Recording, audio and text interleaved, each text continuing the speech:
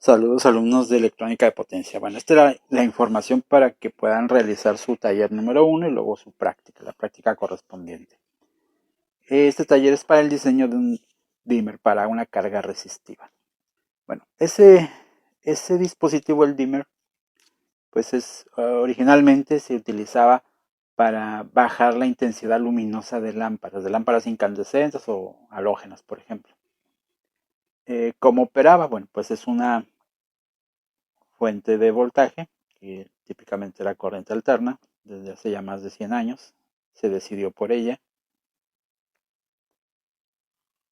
y una lámpara, por ejemplo, un foco, un antiguo foco, ¿no? Los focos incandescentes, que todavía los usamos, pero ya no es tan común.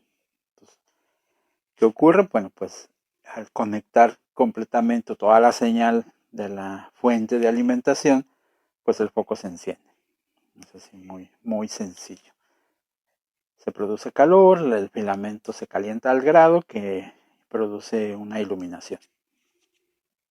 En una casa, regularmente lo único que tenemos para controlar es el encendido, son un interruptor. O se apaga o se prende la lámpara. Entonces es todo en oscuridad en completa luminosidad o nada, completamente apagada la lámpara.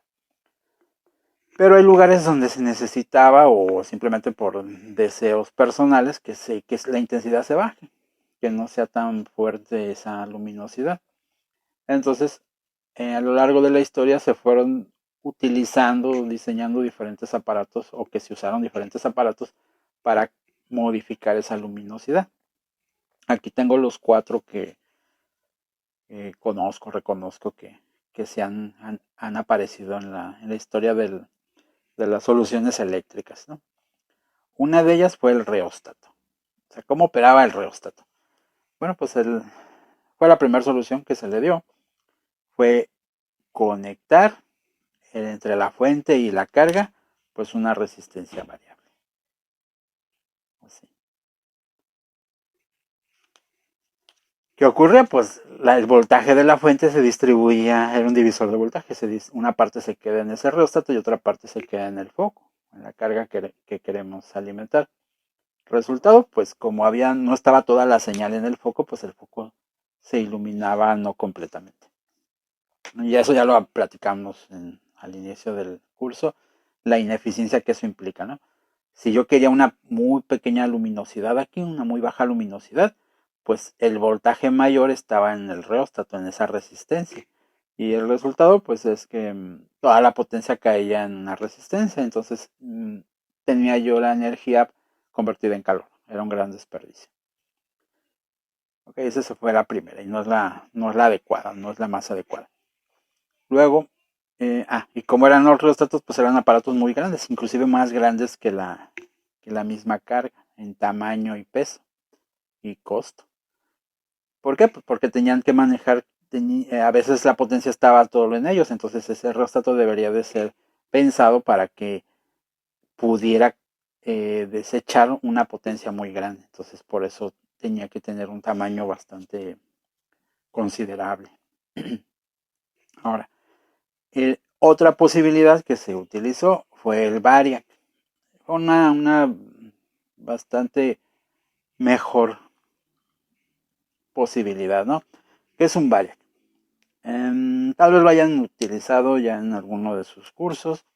Bueno, es un autotransformador. Recordarán que un transformador, vamos a otro color, un transformador, pues es un embobinado de un lado y otro embobinado del otro. Bueno, en el caso del autotransformador solo se utiliza un embobinado. Entonces, en realidad se maneja así.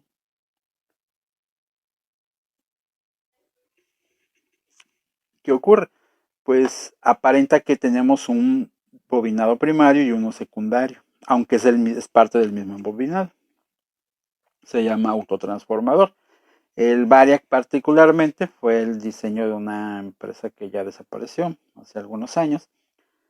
Y no era más que un autotransformador, pero era ajustable, era una bobina, una sola bobina en una forma toroidal, en un toroide, de hecho, en un núcleo toroidal, y era variable. Entonces podía ir al máximo o al mínimo. Inclusive algunos tienen hasta un poco más de bobinado porque pueden elevar voltaje. Este solamente podría bajar. Cuando yo llevo esta conexión hasta arriba, pues tendría toda la fuente de alimentación. Y se lo llevo hasta abajo, pues tendría cero. Y aparenta ser un primario y un secundario. El primario abarca toda la bobina, el secundario abarca solamente una parte de esa bobina. Entonces, ¿qué logro acá en la salida? Pues puedo tener desde el voltaje total a un voltaje cero, moviendo ese variac, esa perilla. Entonces era una manera bastante mejor, mucho mejor que el rheostato, ya que no, el variac sí consume por pérdidas que existen en los materiales con los que se construye, pero idealmente pues un transformador ideal en este caso un autotransformador ideal, pues no tendría pérdidas. Y entonces, ¿qué pasaba? Pues ajustábamos ese variac y subíamos o bajábamos la intensidad del foco. Pero el variac es costoso y pesado, ¿no? Entonces no es un aparato, es bastante buena solución, pero no es el aparato más adecuado, ¿no? En este caso. Y si queremos o quisiéramos que fuera que otro aparato, o sea, que no una persona sea el que lo mueva, pues se vuelve más complicado, ¿no? Esa solución con un variac. Pero bueno, es una de las soluciones que han existido. Otra, se llama ráfaga. Es una solución bastante más reciente porque ocupa electrónica y es bastante interesante. ¿Qué necesita? Bueno, pues ocupa aquí un sistema de control. ¿Qué acaba haciendo esto? Un interruptor de estado sólido. Un interruptor que debe de ser controlado. Lo voy a poner aquí. Un sistema de control.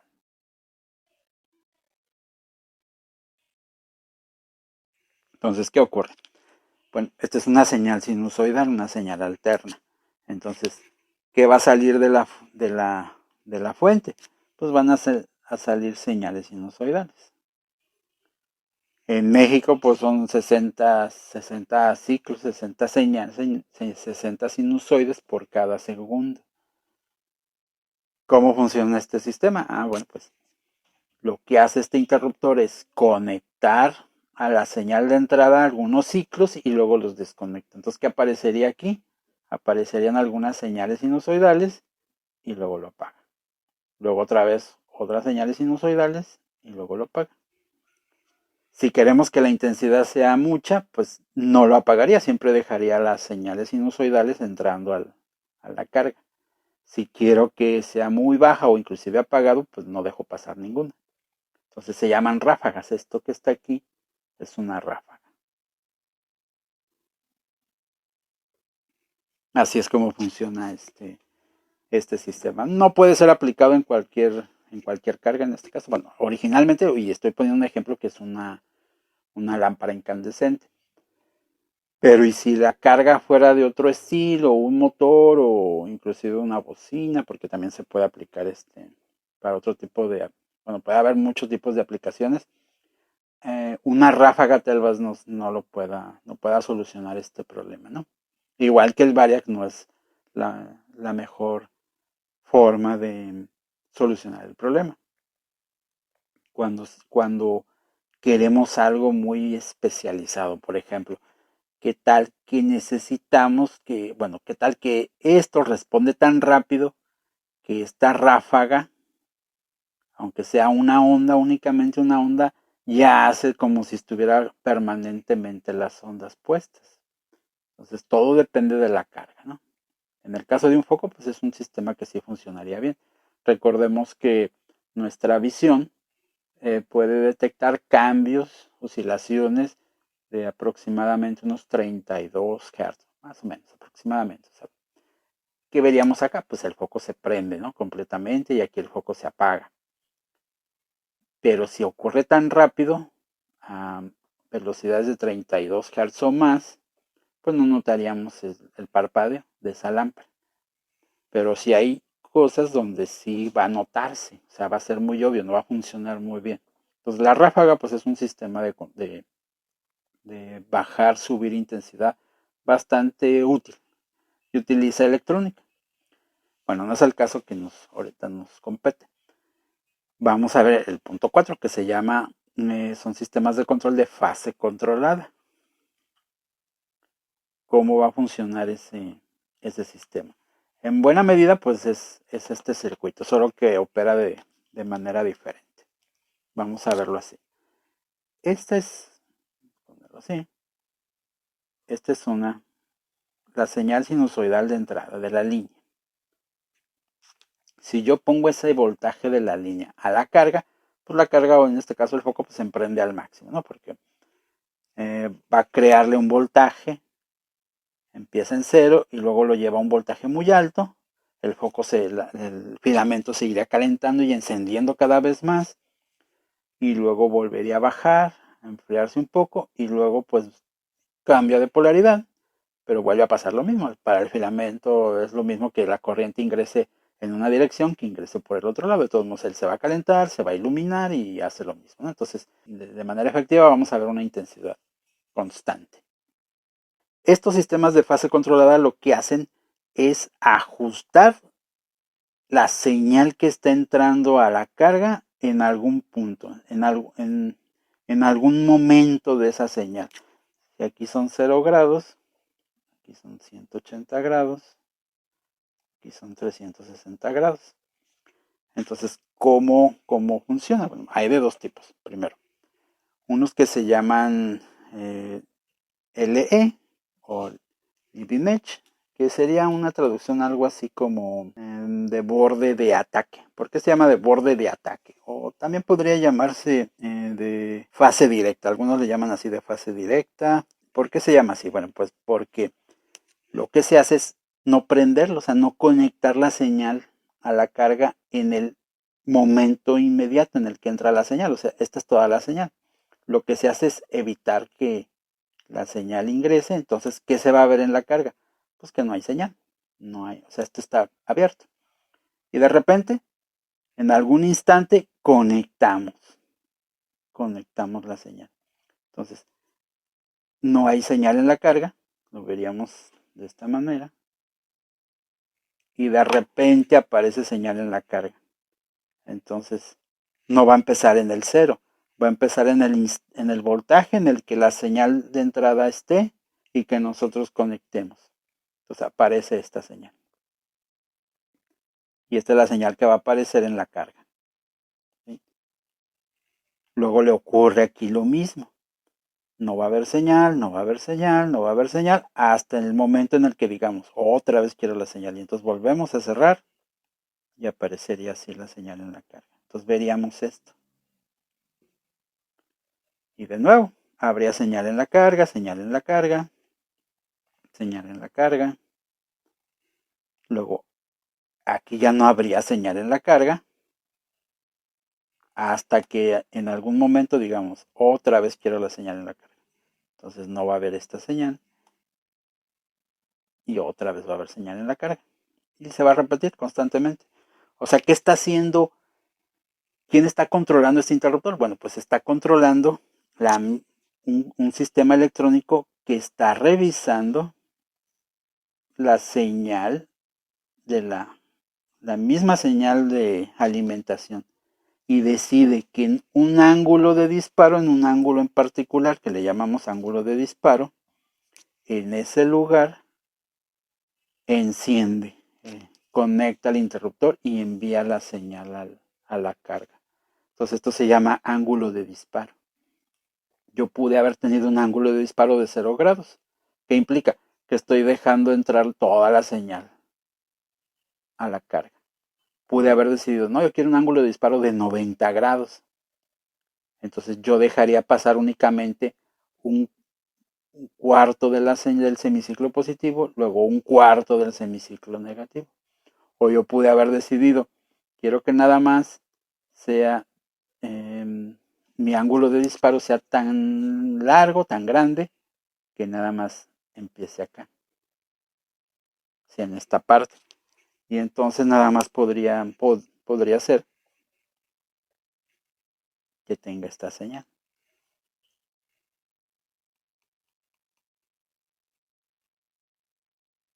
Muy pequeñita. Una señal muy pequeña. Muy cercana a yo encendí muy cercano a los 180 grados. Entonces podría haber tenido una señal casi en su totalidad en el cero. Luego acá lo vuelvo a prender. ¿Qué ocurriría en esos cambios? Pues que el foco, vean, le estoy introduciendo una señal muy pequeña o es una parte muy pequeña de la señal sinusoidal original. Entonces, este control decide qué tanto de la señal original yo le estoy introduciendo a la carga. Y por eso se llaman de fase controlada. O sea, de un solo periodo yo estoy controlando cuánto de ese periodo ingresa a la carga. No es un periodo completo como en el anterior, el de ráfaga. En el de ráfaga yo ingreso periodos completos durante ciertos periodos de tiempo. En este no, yo ingreso la señal, de cada periodo lo ingreso, pero solo ingreso cierta parte de la señal.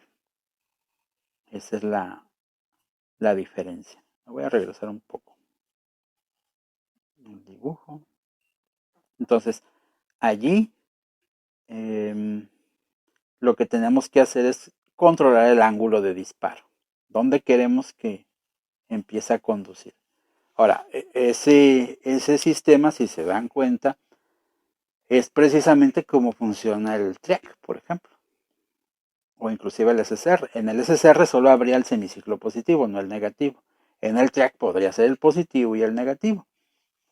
Si utilizo un TRIAC ahí controlado, que la misma señal de alimentación sea y a través de un sistema ajustable me diga, ya estoy en este ángulo, no dejo pasar, y de repente ya alcancé el ángulo de disparo,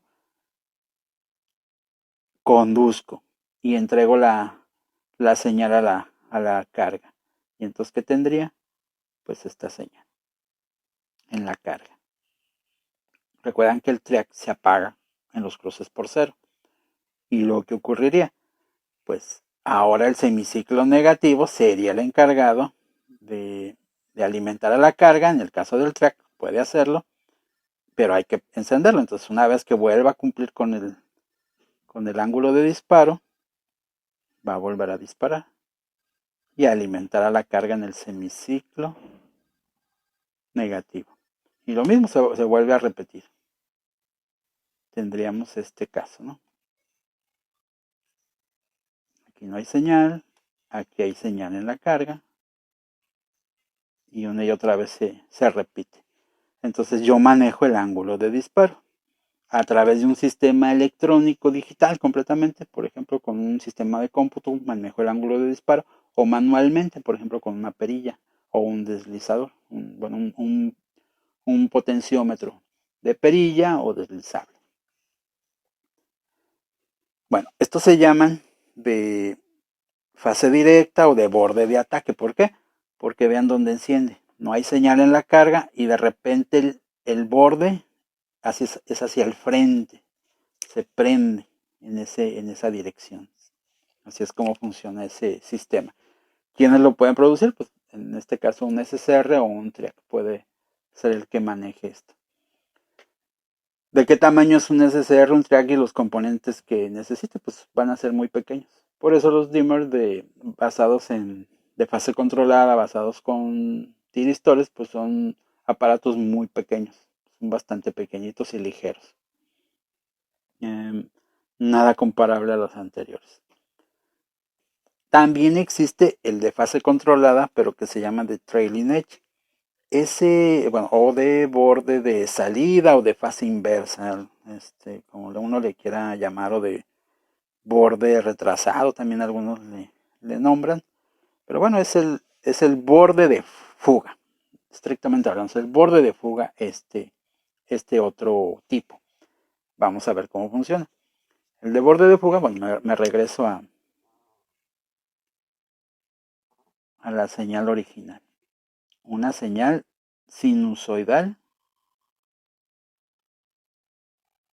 que puede o no entrar a la carga, ¿no? Uno lo decide, o el sistema lo decide. Ahora, ¿cómo funciona este caso? Bueno, este es un sistema electrónico que ahora busca esto. En el anterior, uno lo prendía. Dice, no prendas, no prendas, prende en este instante. Y se quedaba prendido hasta su caída, hasta la caída. Y luego había que volver a hacerlo, volverlo a prender en el otro semiciclo. Bueno, en este caso no es así. En este caso, en el segundo caso, en el de trailing edge, lo que se hace es prender desde el inicio. O sea, este interruptor estaría cerrado desde el inicio y alcanzando un cierto valor, un cierto ángulo, más bien un cierto ángulo, ya no es ya no es un ángulo de disparo, es un ángulo de apagado. Aquí se apaga.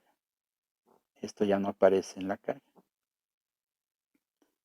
Y otra vez, no está apagado, se vuelve a prender en el cruce por cero, empieza a conducir en el cruce por cero y luego en un cierto ángulo se apaga. Esto ya no aparece en la carga. Se queda apagado. En los cruces por cero se vuelve a prender y nosotros decidimos dónde se vuelve a apagar. Se vuelve a apagar. Esto no aparece en la carga. Y así.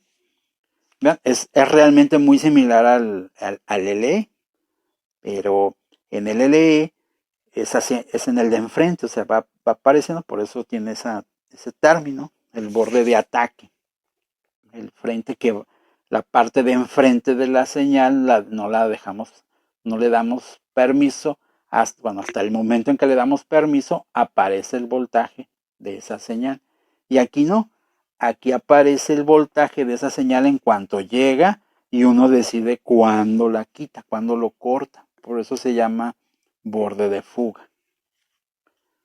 Son similares, ¿no? Los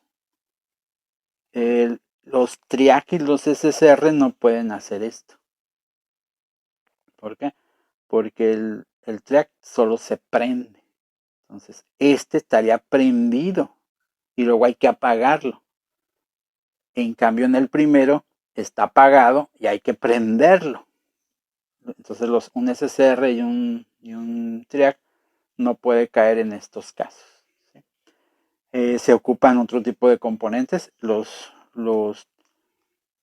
controles de fase controlada de trailing edge pues son más costosos porque ocupa componentes y electrónica más elaborada. Tal vez puedan pensar, bueno, pues me quedo con el otro, ¿no? El LE porque utiliza un TRIAC simplemente o SSRs. Y sí, pues, son de los más comunes, son de los más baratos y ligeros, pero tienen ventajas y desventajas, o sea, cualquiera de ellos. Cuando es una carga resistiva no hay lío, o sea, cualquiera de ellos pues va a funcionar bien. Pero imaginen que es un motor, la carga es un motor, y un motor pues es una bobina. Entonces recuerdan que, o un capacitor, pongamos el caso que fuera un capacitor, que ahí yo creo que pasa lo mismo en la bobina, pero en el capacitor se nota yo creo que más claramente. Vean, si es un LE, no habría voltaje. Se imaginan que este es un capacitor o es una carga que tiene resistencias y capacitancias. Entonces en esas capacitancias no hay voltaje y de repente aparece este voltaje. Un voltaje de estar en cero, aparece un voltaje elevado. ¿Qué va a provocar? Transitorios. Transitorios que pueden ser graves en diferentes sentidos. Transitorios. Cuando es una resistencia no hay lío, ¿no? Simplemente aparece la señal de no tener corriente, aparece mucha corriente. Pero si hay capacitancias, recuerden que una capacitancia, un capacitor, vamos a ponerlo así, un capacitor, cuando está descargado y yo le pongo voltaje, se comporta en el primer instante como un cortocircuito. Entonces es como poner un cortocircuito a una fuente de alimentación. Entonces, ¿qué va a ocurrir? Pues va a fluir mucha corriente de esa fuente de alimentación en ese primer instante. Entonces, esa carga capacitiva, cuando está en 0 volts y yo le elevo de repente el voltaje, me va a producir grandes corrientes en mi fuente. ¿Y qué puede ocurrir? Bueno, pues calentamiento de los cables, ondas, si hay inductancias y capacitancias, además de la capacitancia, pues transitorios. Entonces me produce diferentes consecuencias en la línea. Por eso es más adecuado o es ideal empezar en 0. O sea, si no hay voltaje, está bien. Y luego prendo el voltaje y llevo ese voltaje en la carga. O sea, lo voy subiendo. Es como tener el capacitor descargado, le pongo una fuente en 0, pues no le consume prácticamente corriente. Y luego ese voltaje lo voy subiendo. Entonces, ¿qué va a hacer el capacitor? Absorber y absorber corriente, pero de manera gradual, no de un salto, no en un salto que puede ser muy grande. Aquí, ¿qué pasaría en el caso del capacitor? En el caso del trailing edge. Bueno, pues yo yo sigo cargando ese capacitor, imaginen, yo lo sigo cargando, lo voy cargando, y luego le quito el voltaje. ¿Qué pasa con ese capacitor? Bueno, pues se queda cargado, no hay mucho lío realmente para ese capacitor. El capacitor mantiene esa carga.